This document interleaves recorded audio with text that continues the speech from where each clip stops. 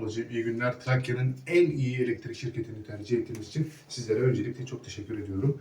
Şu elimde görmüş olduğunuz ampul Edison dedeme ait.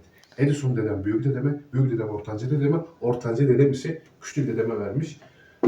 Küçük dedem ne yapmış? Tabii ki de babama vermiş. Babam ne yapmış? İşte bendeniz bana verdi. Edison dedemin ampulü sizlere sadece 2000 TL. İster misiniz? Çok pahalı abi. Çok pahalı dediniz. Peki 1000 olur mu? Yok, çok pahalı. Peki takıyorum. 500 liraya size veriyorum. İyi madem.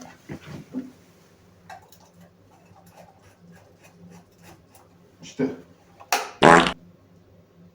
Evet. Allah Allah. Yağmurla doluyla bugüne geldi.